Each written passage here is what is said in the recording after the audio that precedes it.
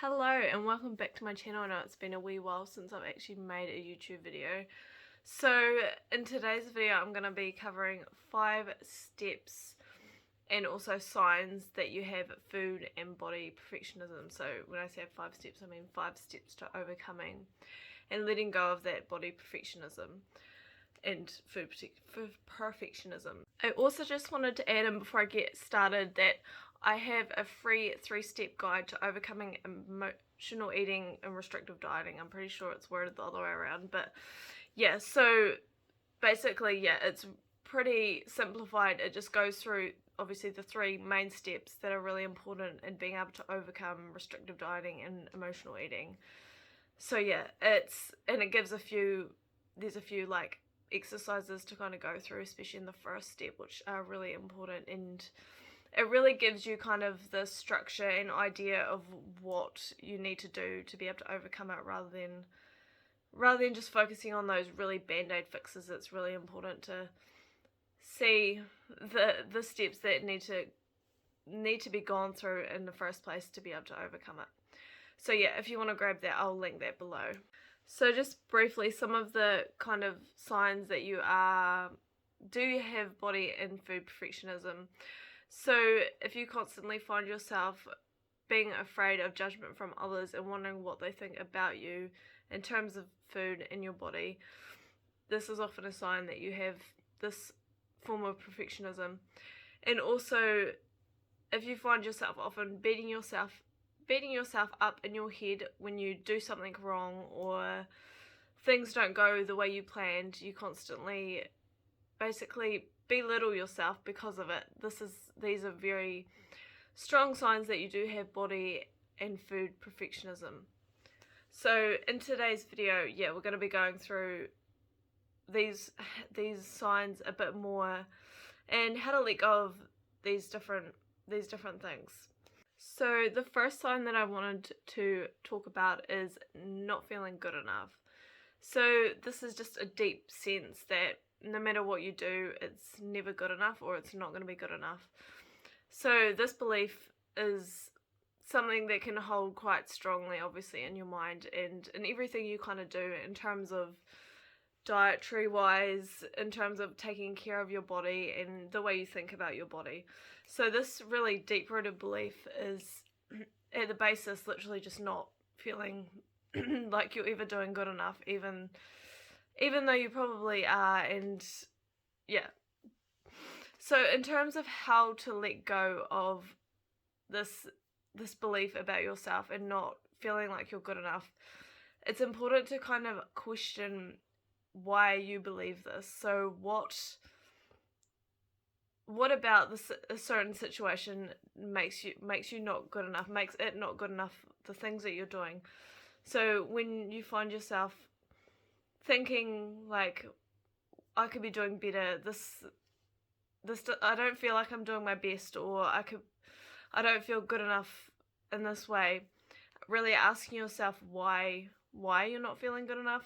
So oftentimes we'll just continue our life and not even really think about why we're thinking certain things about ourselves, and we just let them be and we just keep going. So we don't really even give ourselves the opportunity to understand why we're thinking these things. So I really encourage you to start here by asking yourself why. So what is it that makes me not good enough?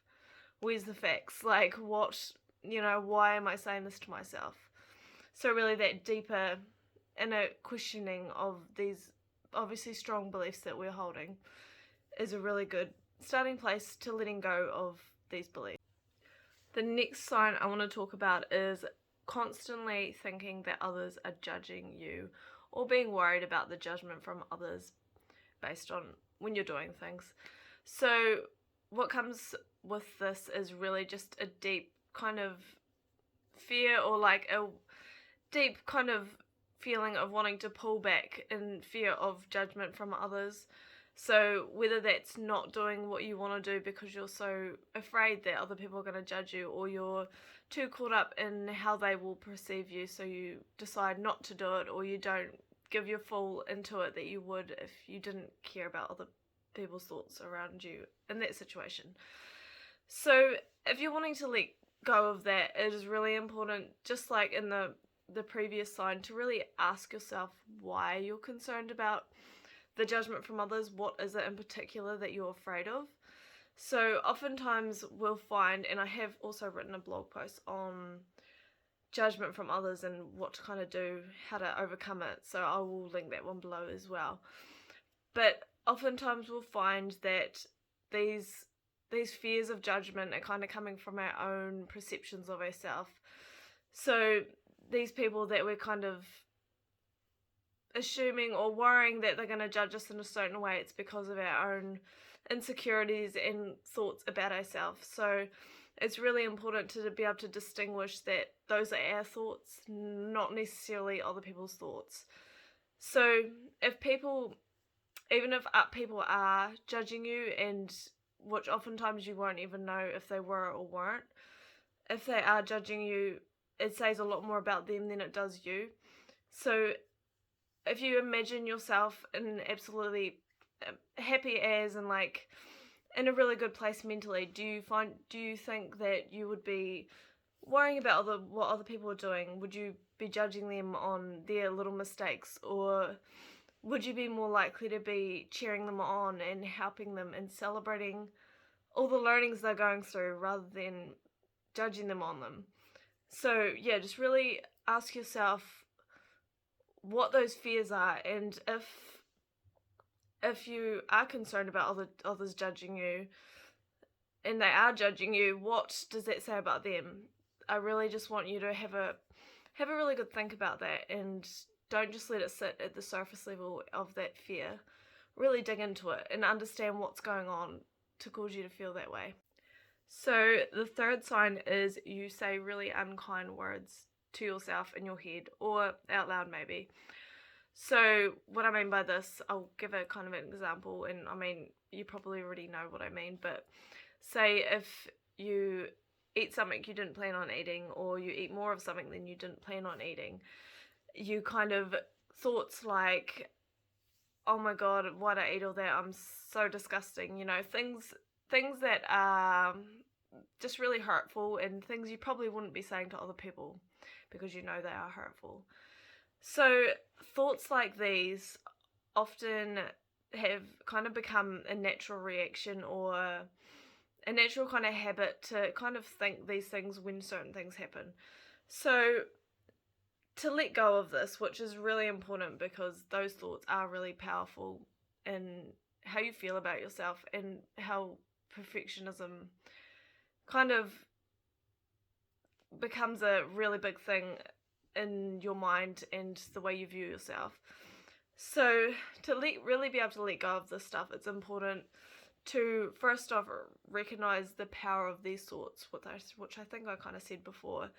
So realize that they do have a huge impact on the way you feel about yourself and the way you even continue and do life. Yeah, so understand that if you constantly are telling yourself things like this when you make a wee mistake, or things don't go the way you plan on them going, this really can impact the way you feel about yourself and how worthy you feel of having a healthier relationship with food, and being able to get away from this kind of body perfectionism and food perfectionism. When we are belittling ourselves, basically, it really is just pushing ourselves down and not allowing ourselves to kind of come away from this and start creating new healthy habits and like new thoughts and feelings that will really help us in reaching the places we want to reach in life. So it's really important to recognize how powerful these thoughts are, and to be able to kind of stop them and start really questioning them. And yes, you'll kind of notice a theme, like a lot of questioning, like, because a lot of the time our beliefs and our thoughts are really, they do drive how we feel and go do things in day-to-day life. So it is really important to question and make sure these are aligned to where we're wanting to go. So if we kind of keep on with this, like with this example in sign, so if we keep thinking these unkind thoughts to ourselves and continuing on like that, we won't find a lot of growth away from these feelings, and these perfectionisms. So yeah, that's just really important in general to know. Sign 4 is you beat yourself up if you make mistakes, which is kind of really similar to the third one, but I think it's really important just to recognize if we do make mistakes to be able to let go of this sign of perfectionism, body perfectionism and food perfectionism. Is really important to recognize even mistakes as they come as learning opportunities rather than things that to take us backwards. So in anything, we're human. Like, mistakes are so normal and to be celebrated often because we do learn so much from mistakes, and without them we definitely wouldn't be growing as much as we could be. So instead of seeing these mistakes, like, even if you feel like, I'll use an example in terms of food. So if you overeat a certain food that you didn't plan on overeating, whether you look at this as something where you just say unkind words to yourself and beat yourself up over, this obviously is going to continue cycles and continue the way you've kind of always felt and thought about things. But if you use this as a learning opportunity and reflect on what happened and why you overate, that gives a lot more potential than just, obviously, like I said, kind of beating yourself up over it. So it is really perspective and kind of being able to have that shift in thoughts and what you're kind of focusing on. So yeah, that's number 4. So the 5th sign is you struggle to take compliments. So me, myself, definitely been there, definitely kind of had that issue in the past, and all of the different signs as well. So I think it's fair to say a lot of people do struggle to take compliments, and they can feel like even if someone gives them a compliment, it's either just to kind of flatter them or even a joke in some circumstances. They just feel like it's not genuine. And I think in these sort of situations, it's really important to recognize, and like I said in one of the other ones, that your thoughts are not their thoughts. So they could genuinely be complimenting you on something, or something that you're doing, or a certain way you're looking, or and being able to understand that just because you think a certain way about yourself does not mean that they're thinking that same way about you as well. So it is really about that kind of perspective and kind of really reminding yourself that your thoughts are not their thoughts.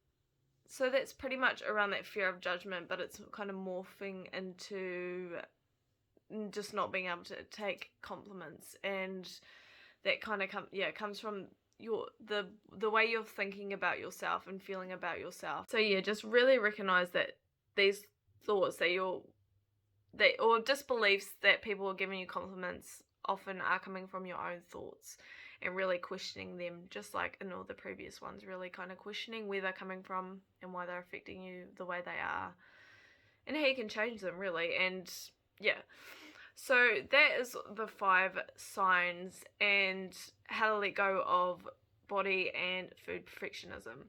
So I hope you enjoyed today's video. I know, like I said, it's my first YouTube video in a while, and I'm really hoping to kind of get back into it. So if you wanted to grab my free 3-step guide, remember to grab that. So I've also linked below the blog post on how to stop worrying about what others think about you. So that kind of goes through 5 steps around how to stop worrying about others think of you, and it's very interrelated to the things we've kind of talked about in this video. So I'll see you next week.